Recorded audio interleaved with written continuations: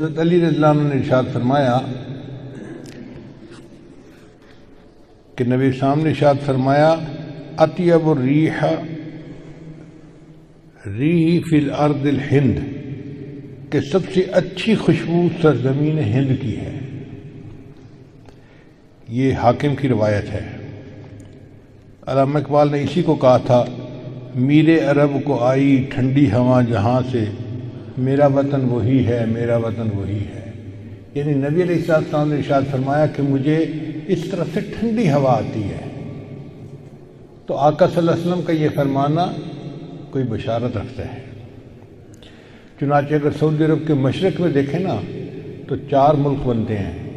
ایک تو ہندوستان بنتا ہے، مگر اس میں تو چونکہ ہندوؤں کی اکثریت ہے، سکھوں کی اکثریت ہے، مسلمان اگرچہ 20 کروڑ ہیں مگر وہ ان میں تحلیل ہو جاتے ہیں، پتہ ہی نہیں چلتا کہ مسلمان ہیں یا نہیں۔ ہر معاملہ وہاں ہندوؤں کے ہاتھ میں ہے، تو ہندوستان تو آپ ایک طرف کر دیں۔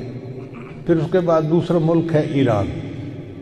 ایران میں شیعوں نے ایسا قبضہ کیا ہوا ہے کہ وہ شیعت کے اندر لپٹے ہوئے ہیں، لہذا وہ بھی آؤٹ آف کویسچن ہو گیا۔ اب باقی 2 ملک رہ جاتے ہیں، ایک پاکستان اور ایک افغانستان۔ ان دونوں میں اہل سنت والجماعت لوگ موجود ہیں اور دین کی محبت والے اور دین پر عمل کرنے والے لوگ موجود ہیں۔ تو اس کا مطلب یہ ہوا کہ نبی علیہ السلام کو جو ٹھنڈی ہوا آپ نے فرمایا کہ مجھے ٹھنڈی ہوا آ رہی ہے، وہ پاکستان اور افغانستان اس علاقے سے آ رہی تھی۔ ویسے بھی اگر آپ تاریخ کا مطالعہ کریں نا تو 2 پہاڑوں کا سلسلہ ہے، ایک ہے کوہ ہمالیہ اور ایک ہے کوہ ہندو کش۔ اگر نقشہ اٹھا کے دیکھیں تو اس کے اندر ایک مثلث بنتی ہے۔ اس مثلث کو اس زمانے میں وادی سندھ کہا جاتا تھا۔ اگر ایگزیکٹ جگہ دیکھنی ہو تو جیسے ہمارے ہاں مالاکنڈ کے پہاڑ ہیں نا، وہ بالکل اسی کے اندر آتے ہیں۔ تو گویا نبی علیہ السلام نے فرمایا کہ مجھے اس طرف سے ٹھنڈی ہوا آ رہی ہے۔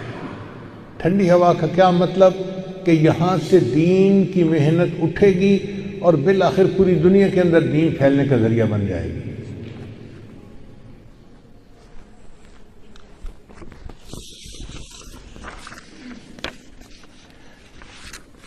چنانچہ امام ربانی حضرت مجدد ثانی رحمۃ اللہ علیہ اسی علاقے میں تھے۔ دارالعلوم دیوبند جیسی دینی درسگاہیں اسی علاقے میں، حضرت شیخ الہند رحمۃ اللہ جیسی شخصیت اسی علاقے میں، اسی علاقے میں تحریک خلافت اٹھی اور اسی علاقے میں تحریک ریشمی رومال بھی اٹھی۔ چنانچہ ابن ماجہ کی روایت ہے، نبی صاحب نے ارشاد فرمایا یخرج ناس من المشرق فیوطئون للمہدی، کہ مشرق سے لوگ نکلیں گے جو امام مہدی کی راہ کو ہموار کریں گے۔ اب سعودی عرب کے مشرق میں تو ہمارا ملک بنتا ہے، اس کا مطلب یہ کہ جس کو ہم وادی سندھ کہتے تھے نا پرانا، وہاں سے لوگ اٹھیں گے۔ یہ پاکستان اور افغانستان کے درمیان کا ایک علاقہ بنتا ہے۔ اللہ ایمان والوں کو یہاں سے اٹھائیں گے اور پھر وہ امام مہدی کے آنے کی راہ ہموار کریں گے۔ بیت المقدس 3 مرتبہ فتح ہوا۔ ایک مرتبہ عربوں نے فتح کیا حضرت عمر رضی اللہ عنہ کے زمانے میں بغیر لڑائی کے، کافروں نے چابیاں ہی حوالے کر دی تھی۔ دوسری فتح پھر کردستان کا ایک نوجوان تھا جس کا نام تھا صلاح الدین ایوبی، اس نے صلیبی جنگیں لڑی اور کافروں سے بیت المقدس کو فتح کروا لیا۔ اب تیسری مرتبہ وہ پھر فتح ہوگا اور ہمارا یہ گمان ہے کہ اللہ تعالیٰ یہ اعزاز پاکستان کے لوگوں کو عطا فرمائے گے۔ چنانچہ ابن ماجہ کی روایت ہے، نبی صاحب نے ارشاد فرمایا یخرج ناس من المشرق فیوطئون للمہدی، کہ مشرق سے لوگ نکلیں گے جو امام مہدی کی راہ کو ہموار کریں گے۔ اب سعودی عرب کے مشرق میں تو ہمارا ملک بنتا ہے، اس کا مطلب یہ کہ جس کو ہم وادی سندھ کہتے تھے نا پرانا، وہاں سے لوگ اٹھیں گے۔ یہ پاکستان اور افغانستان کے درمیان کا ایک علاقہ بنتا ہے۔ اللہ ایمان والوں کو یہاں سے اٹھائیں گے اور پھر وہ امام مہدی کے آنے کی راہ ہموار کریں گے۔ بیت المقدس 3 مرتبہ فتح ہوا۔ ایک مرتبہ عربوں نے فتح کیا حضرت عمر رضی اللہ عنہ کے زمانے میں بغیر لڑائی کے، کافروں نے چابیاں ہی حوالے کر دی تھی۔ دوسری سطح صرف کردستان کا ایک نوجوان تھا جس کا نام تھا صلاح الدین ایوبی. اس نے صلیبی جنگیں لڑی اور کافروں سے بیت المقدس کو فتح کروا لیا. اب تیسری مرتبہ وہ پھر فتح ہوگا، اور ہمارا یہ گمان ہے کہ اللہ تعالیٰ یہ اعزاز پاکستان کے لوگوں کو ادا فرمائے. علامہ اقبال نے بہت خوبصورت شعر کہا ہے فارسی میں، خضر وقت از خلوت دشت حجاز آید برو. خضر وقت سے مراد امام مہدی. خضر وقت از خلوت دشت حجاز آید برو، کاروان زی وادی دور و دراز آید برو. یعنی زی عظیم یہ کارواں جو ہے نا یہ دور دراز سے آئے گا اور حجاز کے اندر آ کر یہ برآمد ہوگا. حدیث مبارکہ میں بھی ہے کہ امام مہدی آئیں گے مگر وہ چھپے ہوں گے، اپنے آپ کو چھپائیں گے. پہلے مدینہ طیبہ میں ہوں گے مگر وہ وہاں سے مکہ مکرمہ اس لیے آ جائیں گے کہ لوگ مجھے پہچاننا نہیں. چھپ رہے ہوں گے لوگوں سے کہ لوگ مجھے دیکھ نہ لیں، پہچان نہ لیں. لیکن جب مکہ مکرمہ میں وہ طواف کر رہے ہوں گے تو وہ حجر اسود کے قریب آئیں گے تو ایک غیب سے آواز آئے گی کہ لوگوں یہ مہدی ہیں تو ان کی بیعت کر لو. تو لوگ ان کے ساتھ بیعت کر لیں گے اور پھر ان کے ساتھ ایک لشکر شروع ہو جائے گا. یہ لشکر ایسا ہوگا کہ جس نے بالآخر بیت المقدس کو فتح کرنا. حدیث مبارکہ میں ہے کہ کالے جھنڈے یہ نیتر لوگ اٹھیں گے اور وہ اس کو جا کر بیت المقدس کے اندر گاڑیں گے. یعنی امام مہدی کے ہاتھ پہ اللہ تعالیٰ بیت المقدس کو فتح کروائیں گے.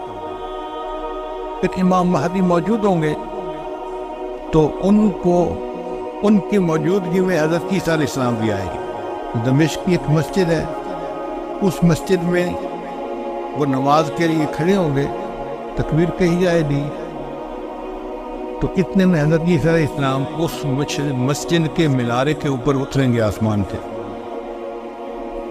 تو امام مہدی ان کو کہیں گے نہیں کہ آپ نماز پڑھائیں، اور وہ امام مہدی کو کہیں نہیں کہ آپ نماز پڑھائیں. چنانچہ حضرت عیسیٰ علیہ السلام کے حکم پر امام مہدی نماز پڑھائیں گے. یہ اعزاز ملے گا ان کو کہ حضرت عیسیٰ علیہ السلام ان کے پیچھے نماز ادا کریں. اب حضرت عیسیٰ علیہ السلام نبی علیہ السلام کی شریعت کے مطابق یہاں پر زندگی گزاریں گے. یہ ان کے لیے بھی اعزاز کہ انہوں نے دعا مانگی تھی کہ اللہ مجھے اپنے محبوب کی امت میں ہونے کا شرف عطا فرما، تو اللہ نے ان کو آسمانوں پہ بلا لیا اور پھر اللہ ان کو دوبارہ بھیجیں گے تاکہ وہ اس شرف کو حاصل کر سکے. پھر حضرت عیسیٰ علیہ السلام بیت المقدس آئیں گے. اتنے میں دجال بھی آ جائے گا. اب دجال جو ہے وہ پوری دنیا کے اندر کفر کو پھیلائے گا. اس کے پاس ٹیکنالوجی ایسی ہوگی کہ بارش برسے گی، کھیتیاں زیادہ ہو جائیں گی، پھل زیادہ ہو جائیں گے اور لوگ اس کے پیچھے لگ جائیں گے مادی وسائل کی وجہ سے. بلکہ حدیث پاک میں آتا ہے کہ اس کی پیروی کرنے والی عورتیں زیادہ ہوں گی، کیونکہ عورتوں میں مادیت پرستی زیادہ ہوتی ہے، چمک دمک ان کو زیادہ کھینچتی ہے، تو یہ دجال کے فتنے میں زیادہ گرفتار ہوگی. پھر حضرت عیسیٰ علیہ السلام کو جب پتہ چلے گا تو وہ دجال کی پیچھا کریں گے کہ اس کو قتل کریں. اب دجال وہاں سے بھاگے گا تو بھاگ کے کہاں جائے گا؟ وہ اسرائیل جائے گا، اور وہاں پر ایک جگہ ہے اس کا نام ہے باب لد. اس وقت بھی اسرائیل میں ایک ایئرپورٹ ہے، اس کا نام ہے لد ایئرپورٹ. شہر کا نام بھی لد ہے، اور اسرائیل والوں نے وہاں پر ایک دروازہ بنایا ہے، اس کے اوپر انہوں نے باقاعدہ لکھا ہے باب لد.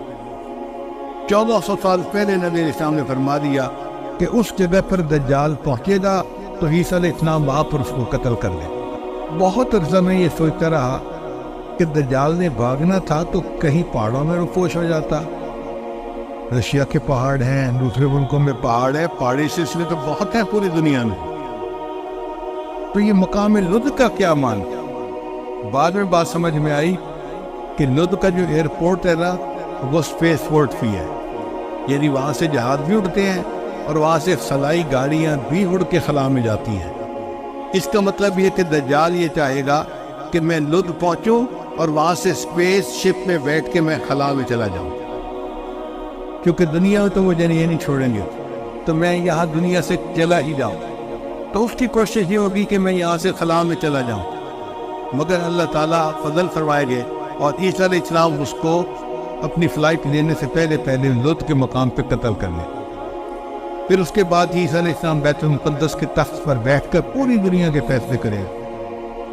پوری دنیا کی حکومت عیسیٰ علیہ السلام کے ہاتھ میں ہوگی۔ پھر عیسیٰ علیہ السلام صلیب کو توڑیں گے اپنے ہاتھوں سے، اور پھر یہود و نصارہ میں جو ان کی مخالفت کرے گا اس کو وہ قتل کریں گے، حتیٰ کہ ایک ایسا وقت آئے گا کہ پوری دنیا میں ایک بھی بندہ غیر مسلم نہیں رہے گا، سارے مسلمان ہو۔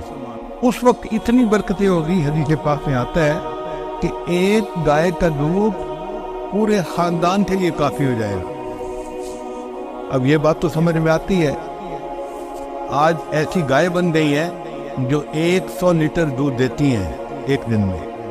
اب 100 لیٹر تو واقعی پورے خاندان کے لیے کافی ہے، 40-50 گھروں کے لیے کافی ہو جاتا۔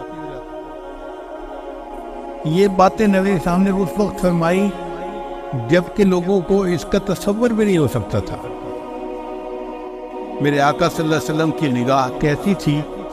یہ نگاہ نبوت تھی جو بہت دور دیکھ لیتی تھی، کہ 1400 سال پہلے بیٹھ کر ایسی باتیں کی جیسے آج اپنی آنکھ سے دیکھ کے کوئی بندہ باز کر رہا ہوتا۔ پھر عیسیٰ علیہ السلام فوت ہو جائیں گے، اور اس کے بعد جو بگاڑ آئے گا نا، وہ پرماننٹ بگاڑ ہوگا، اور اس کے بعد پھر قیامت قائم ہوگی علی شرار الناس، ان لوگوں پر جو سب سے زیادہ شریر لوگ ہوں گے۔ تو ایسے لگتا ہے حالات سے کہ قیامت کے بڑی بڑی نشانیاں پوری ہو گئی، اب امام مہدی کے آنے کا وقت بہت قریب ہے۔